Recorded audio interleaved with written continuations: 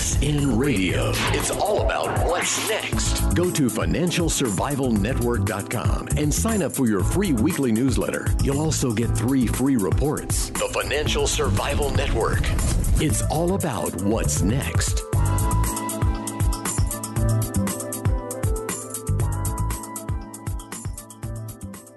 You're listening to the Financial Survival Network. It's Kerry, Lutz. And, well, you're probably familiar with Dr. Gerard Francis Lameiro. He's an author, philosopher, economist, and engineer. And his latest book is Renewing America and Its Heritage of Freedom. And you know and I know that America needs to be renewed now more than ever with what's going on, with what's happening across the country. There's this, you feel it just when you walk down the street of any city. There's this loss of faith, a loss of optimism, and a loss of hope, and an inability to solve problems. And I think Dr. Lameiro has got a beat on what needs to be done, and really happy that you're here, Gerard. So, Gerard, you've been thinking about this for a long time. Guess you're a problem solver. Probably goes back to your engineering days at HP. So first, welcome and thank you for being here.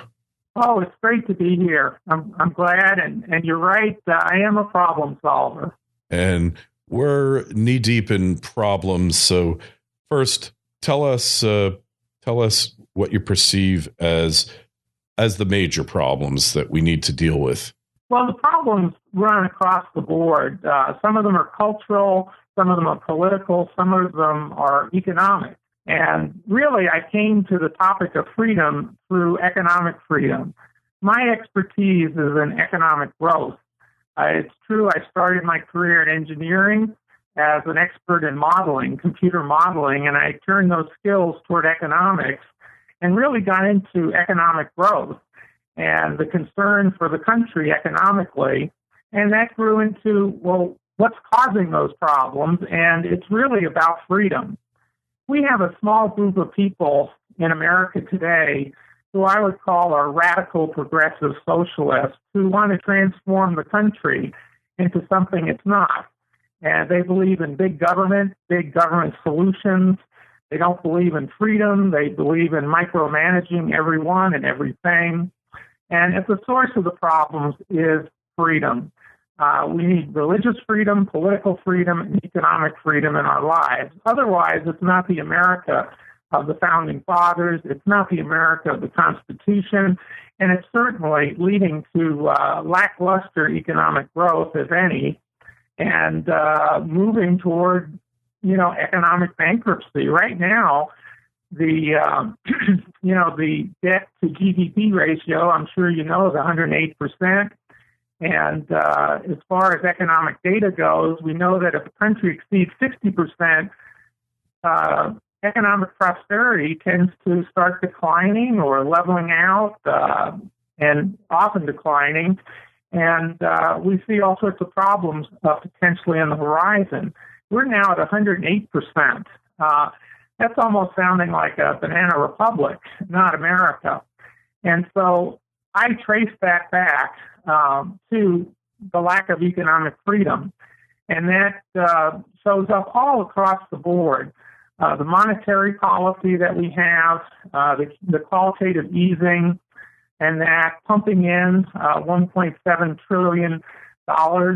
We know from Milton Friedman, he got a Nobel Prize in economics, and his famous monetary history of the United States, we know that when you have substantial input of dollars into the system without corresponding economic growth, what do? You get substantial inflation.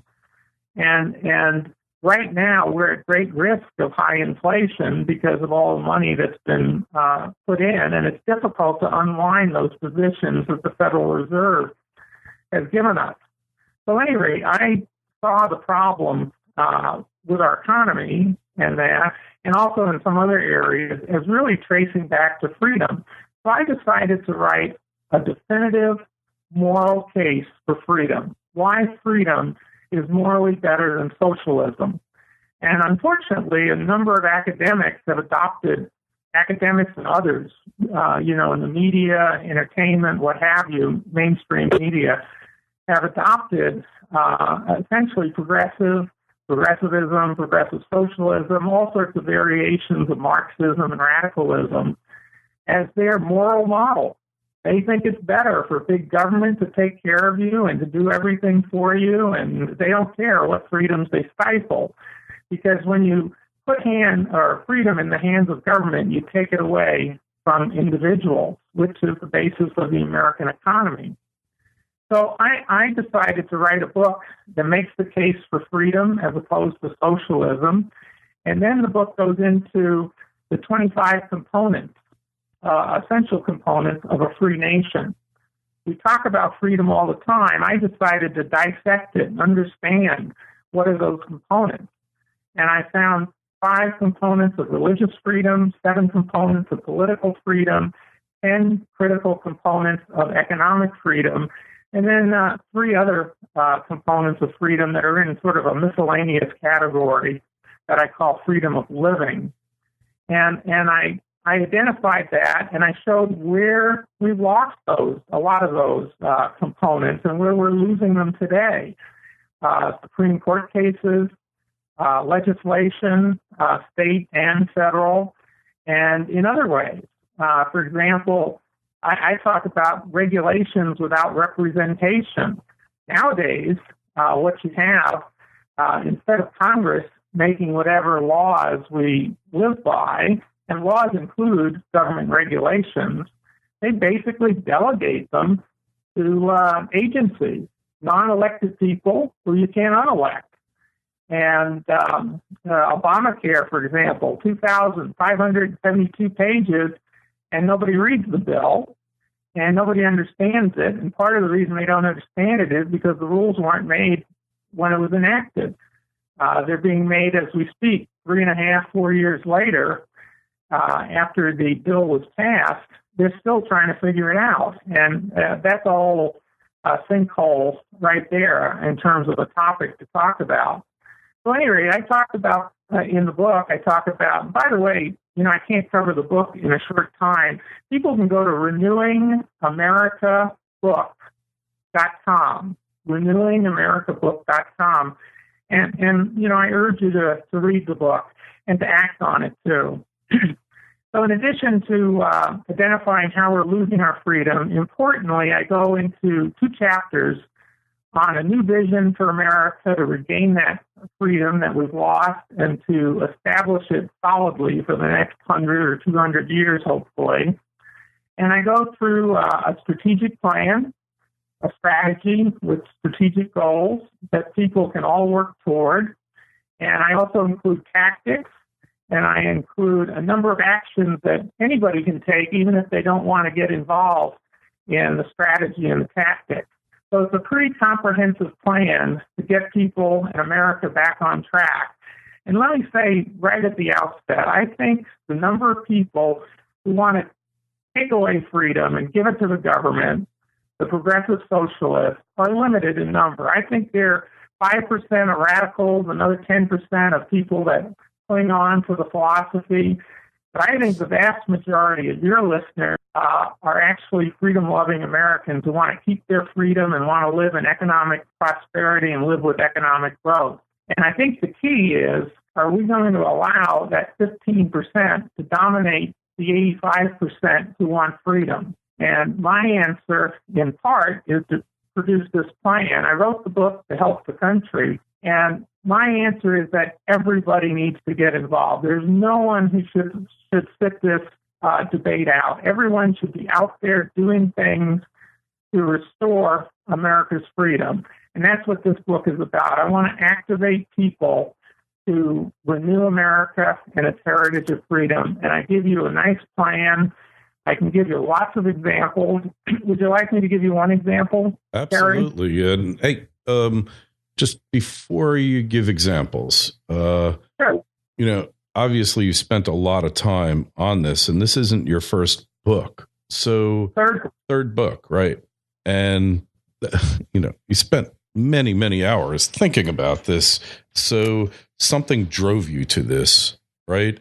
You didn't just wake up one day, Gerard, and say, I'm going to go out and save the American economic system. What drove you to this? Well, it's interesting. I don't know, there was one specific event, but believe it or not, back at age 10, I somehow just had the interest in freedom. And I had the talent more for technical things like computer modeling and that. And I went into that officially, although economics was always there too, a great interest in economics and finance and that. But I think over the years, since I was, believe it or not, 10, I think people start getting aware when they're kids what really interests them.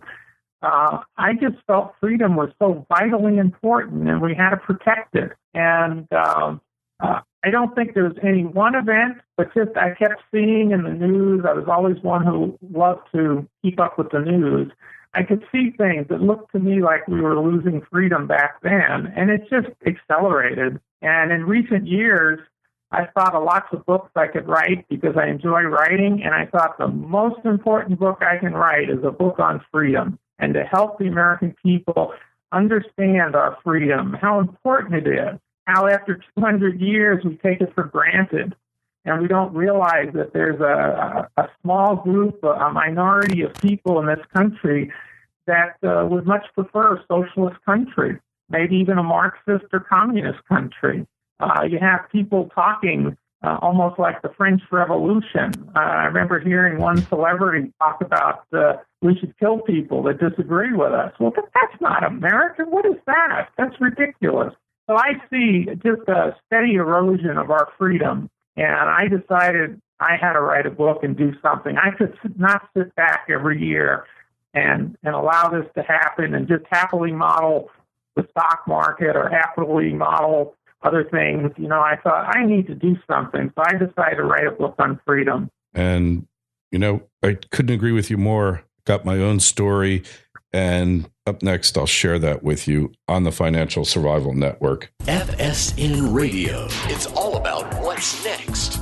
Every week, the show is growing. Would you like to be a part of it? Then go to clubfsn.com and help support us with $1, $2, $5, or $10 a month and get a host of premium content with newsletters dropped into your mailbox, free books, private audio clips, webinars, and much more. Then join clubfsn.com. If you want to get ahead of the trend and ensure your family's financial security before it's too late, go to clubfsn.com and sign up. The Financial Survival Network.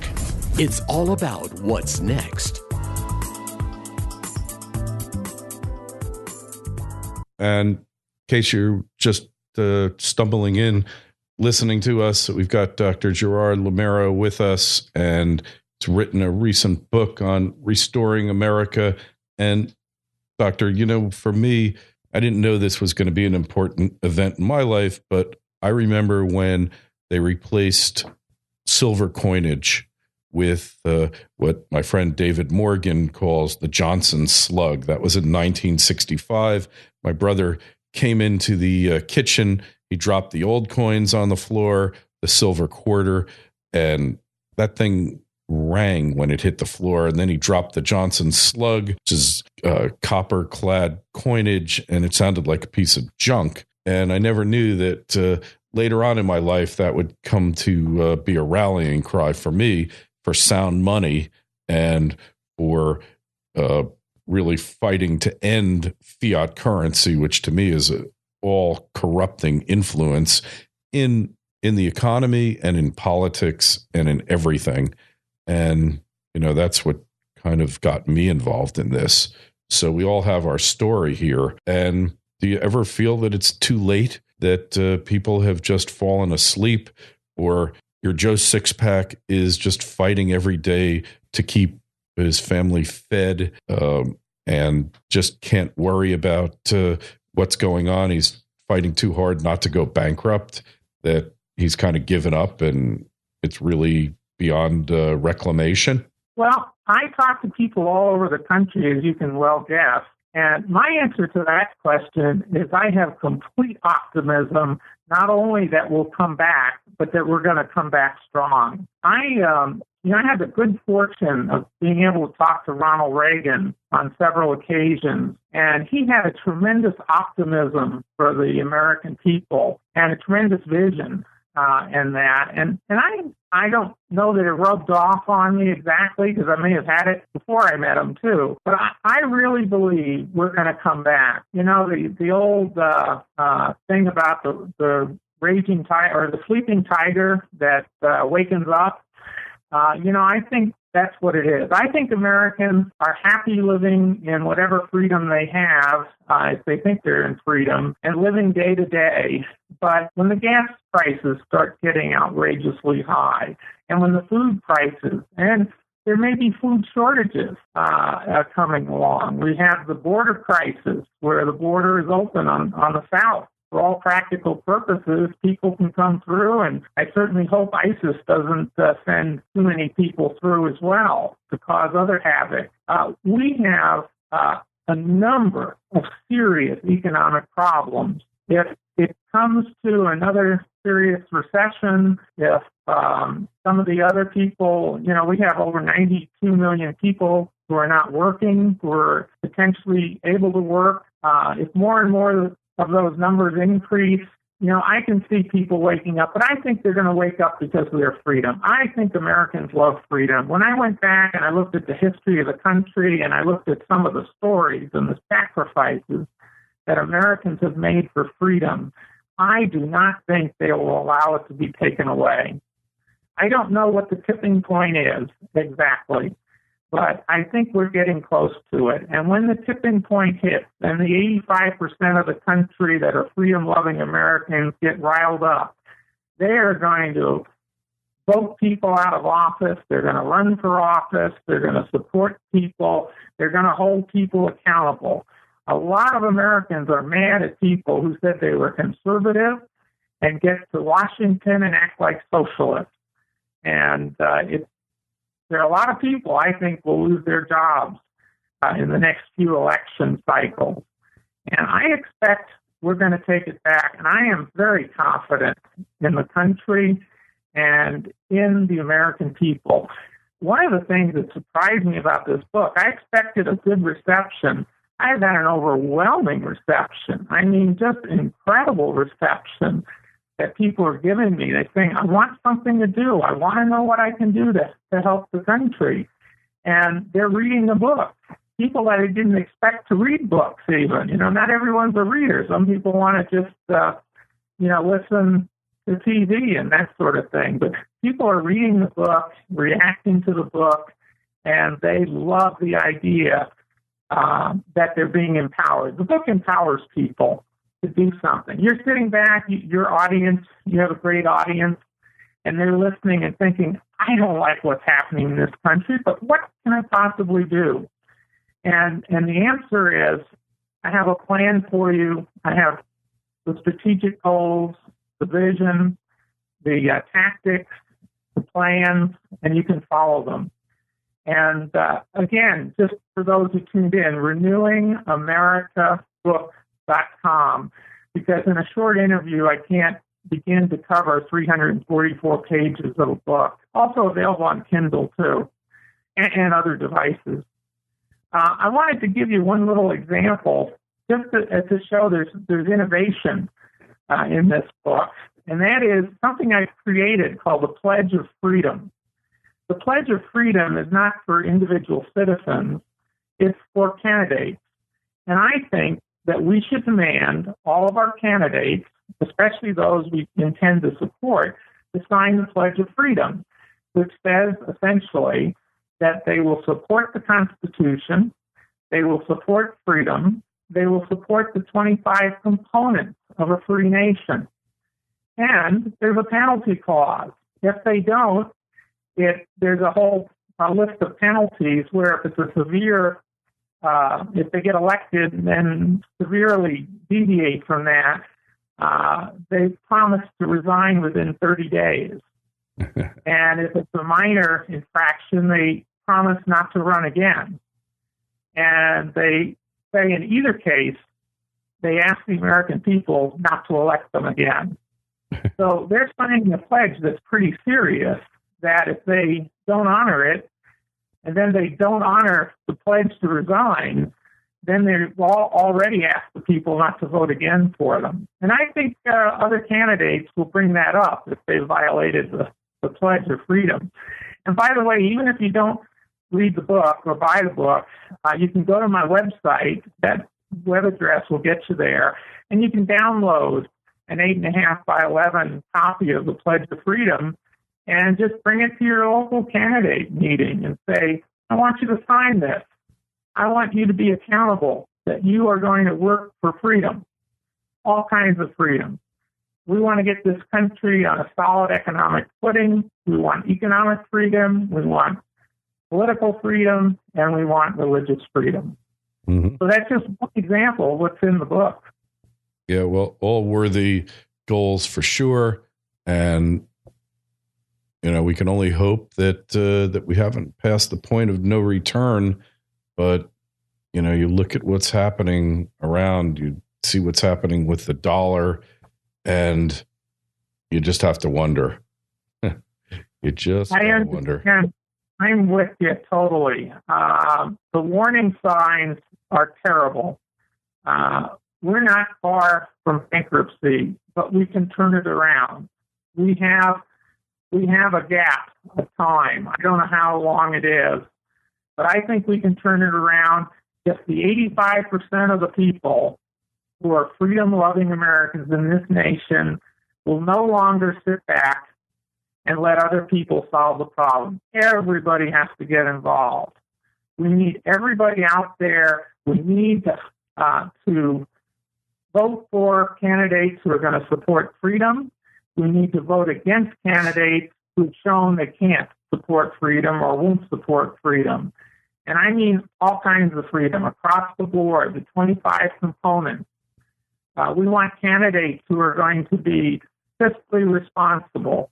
We want people who are going to nominate people of the Federal Reserve that are fiscally responsible, people who will do things like follow the Taylor rule instead of qualitative easing. We need people who are going to actually legislate whatever rules we live with. We can legislate something that effectively takes the power away from the bureaucrats who are unelected and puts it back in the hands of Congress.